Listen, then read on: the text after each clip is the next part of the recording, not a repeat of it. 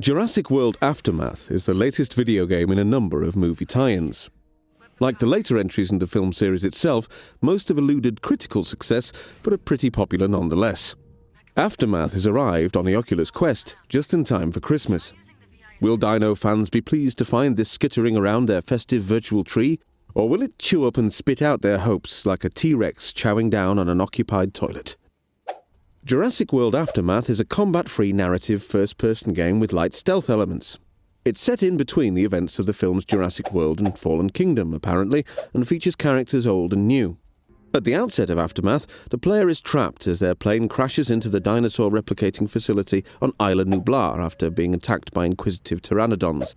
In grand tradition, things have gone terribly wrong. Equipped only with a radio, the player must follow the orders of Dr. Mia Everett to get some of the besieged facility's systems back up and running and escape. The first impressions of the game are mixed. Regular viewers might have picked up that I'm pretty annoyed by bad loading screens in VR. It hardly bodes well for the developer's treatment of the player when the first impression you have of a game is glitchy and unpleasant. Jurassic World Aftermath is an awful example, juddering like an Oculus Link game with low bandwidth, complete with stuttering black borders. Once in the menu, there's a rather prominent button that says Buy Expansion, a store link for content not even available yet. This scurrilous practice can also be found in the recent Star Wars Tales from the Galaxy's Edge, and I wish devs would just sodding stop it. It's cheap and makes the consumer feel that they've bought something incomplete at significant expense before they've even had a chance to play the game itself. As it happens, it's also an exercise in pure hubris, because I can't imagine anyone wanting more of this if and when they finish it. Starting a new game, you're given a little square environment to wander around in while you set and test your movement and comfort preferences. This is a lovely touch, and one which more VR titles should adopt.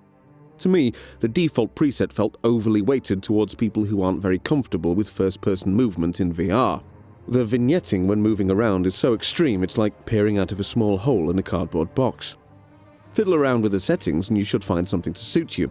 There's no teleportation, however, and 3 speeds for smooth turning should be relabeled Fast, Too Fast and Ceiling Fan, but the options are somewhat accommodating nonetheless. When in the game proper, the graphics, sound and music are impressive.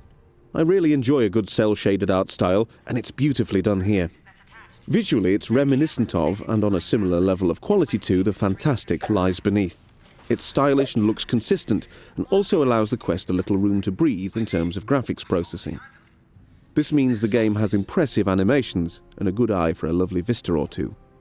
It's a shame then that the game highlights a lot of its worst features in the opening scene. You're trapped in the cargo hold of the aforementioned plane, a rectangular room, and can't interact with anything until you're instructed to do so by the intercom. There's some well-acted waffle to listen to by way of exposition, and you're left with little to do but look out the windows. This throws up one of the first real immersion breakers about the game.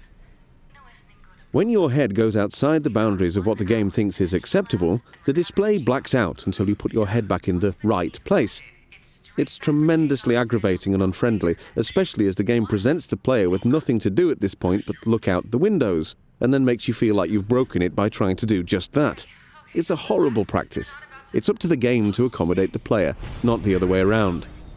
It only gets worse later in the game when navigating small spaces like air vents.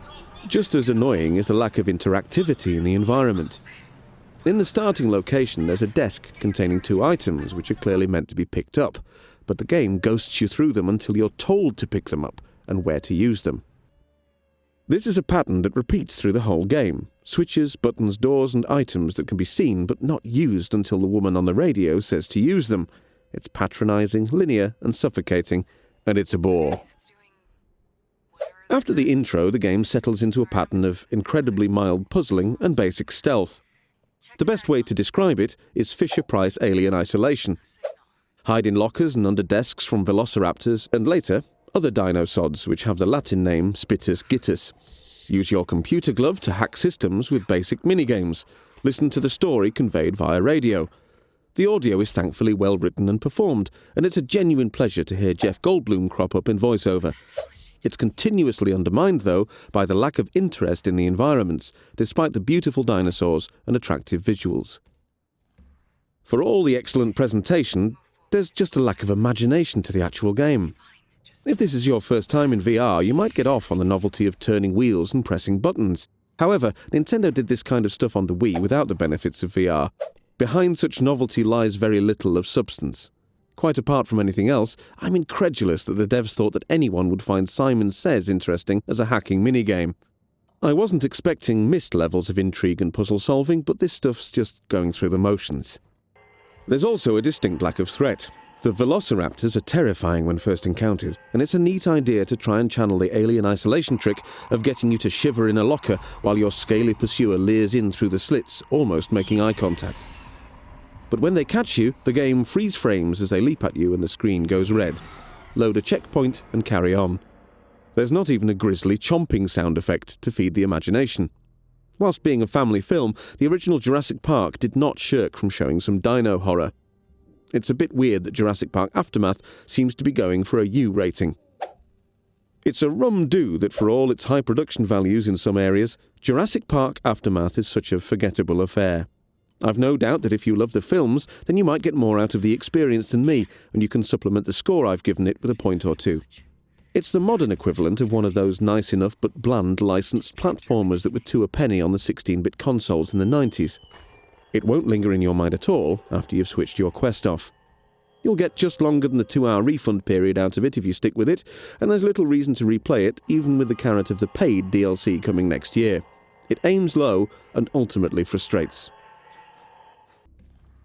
Jurassic World Aftermath is a polished, good-looking title which is faithful to the source material and may please fans and those new to VR.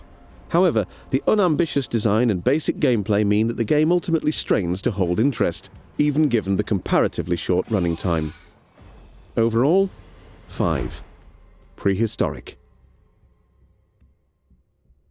If you liked this video, please give us a thumbs up. If you didn't, please give us a thumbs down. Either way, let us know your thoughts in the comments.